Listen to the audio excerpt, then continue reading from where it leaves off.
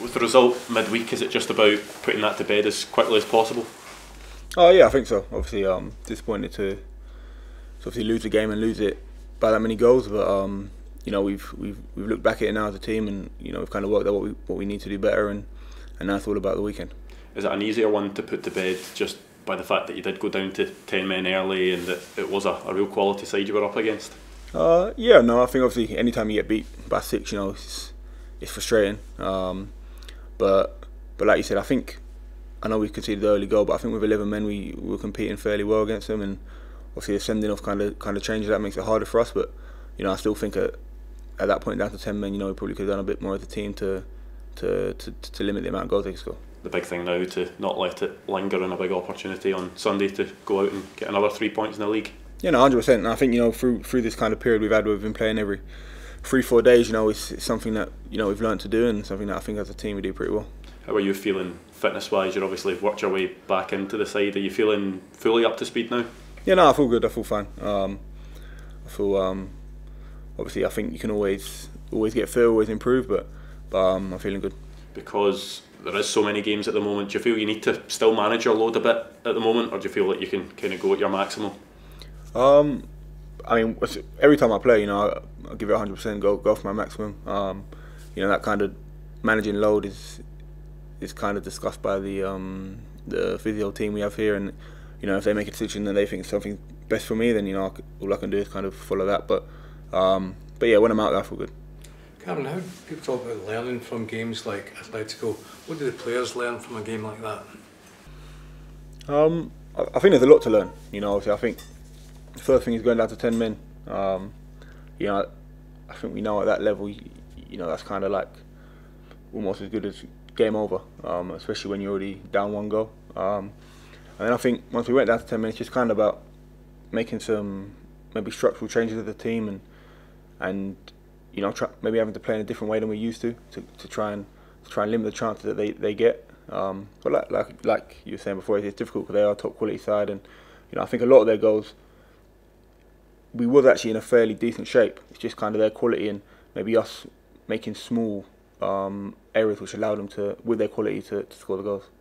How do you feel clubs like Celtic can get closer to teams like Atletico? It's difficult. Obviously, it is very difficult, and I think the more we can kind of be exposed to that level of opposition, the better we'll get. So yeah, I think it takes time. I think it's just about constantly kind of, first of all, getting into the Champions League and exposing yourself to that level of opposition, and then from there, you hope that you kind of grow and learn from the experiences. Eventually, you can compete and win games. Is that the thing, to continually come up against these guys to try and bridge that gap, so to speak? Yeah, I think that's what you can do. You just got to focus on every year making sure that you're in the Champions League first, and once you're there, try and do better than you did last year, and that's what you can really do. Can you use that kind of feeling that you had maybe during the game and after the game on the way back, the kind of the hurt of the defeat as well, to drive you on as well? Is that an important part of getting over it? Is that you use that pain to turn it into a positive? Yeah, no, you can do. I think every individual player is different with stuff like that. There certainly are some players in our team that can use that kind of emotion from the game Wednesday night and take it into Sunday. For me personally, I'm more kind of, obviously it happened, frustrated for 24 hours, recap the game, look at it, see what we could have done better, and then just move on. But I think that's more of an individual thing. For you then, do you just want to get back out there and play? Is that how you properly move on to go back out and win the next game? Is it? Yeah, regardless if we got a positive or negative result Tuesday night, would have been looking to go against Aberdeen on Sunday and win the game. So, the result Tuesday is kind of no consequence of what we want to do Sunday. How do players ensure that a heavy defeat like that doesn't affect the players going forward? No, I think it's just as simple as what I said. Obviously, you're emotional about it maybe for 24 hours or so, and then you got to kind of look at it with a clear head, unemotionally, and kind of break down the game and see what you could do better. And then after that, you just have to move on. That's the way football works. That's a schedule like ours where you are playing every 3-4 days.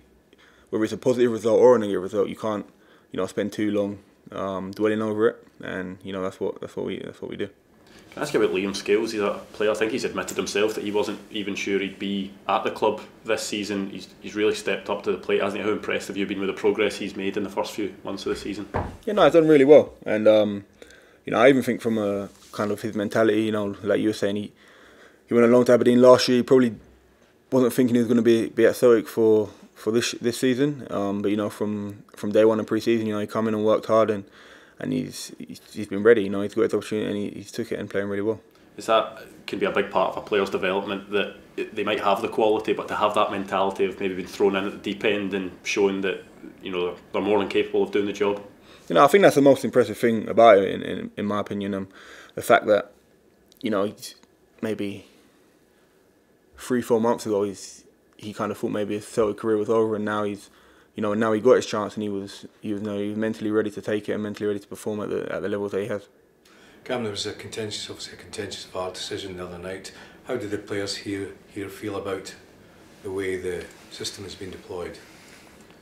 Again, I can only talk for myself. I think the red card on Tuesday night was soft, but I mean, I'm not going to sit here and complain about it, because there's decisions in all games that are, some go in your favour, some don't. So it's just part of football. Do you still believe in the technology is good for the game? I think the technology is good for the game. I think maybe the way it's applied. I think in certain instances referees could do better jobs at implementing it, but I think the technology is still a good thing for the game. Cameron, after a defeat like that, I'm from fan media here, after a defeat like that, I know a lot of players say they've done it on social media, but it must be difficult to have any of the information from social media leaking in, and if it does, how do you help players around you with their mentality, and does it have a big impact on them with the fans' overreaction sometimes on social media? To be fair, I honestly don't see a lot of kind of the social media stuff and stuff like that, so it's hard for me to kind of say. But I think one thing we're good at as a group here is kind of, getting that energy back up. It's natural that, after a loss like that everyone's a bit flat and everyone's a bit down. But like I was saying before, I think after you've kind of got over that initial emotion, it's key to kind of, bring the energy back up around the training ground and refocus for your next game as quick as possible. No worries. When you're playing the game, I mean, you can always prepare for things like getting a red card, but can you prepare for the deflation when a player like Dyson Maeda, you lose him so early on in a game? Mentally, how can you prepare for that, if at all? Yeah, it's difficult. I think it's just kind of, I touched on it before, I think when we did go down to 10 men, we probably could have dealt with it a little bit better. And I think it's something that we probably, especially against that level of opposition, haven't experienced much as a group. So that's probably part of the reasons why as well. But it was always, it's hard enough playing against Athletic Madrid with 11 men, so when you go down to 10 it's super difficult. But you just got to try and stick in there as long as you can, which I think we probably could have done a better job at. Yeah. And on a positive note, my last question, you were handed the armband by Callum McGregor during the Ross County game. How does that make you feel to be trusted by the gaffer, to be handed that armband?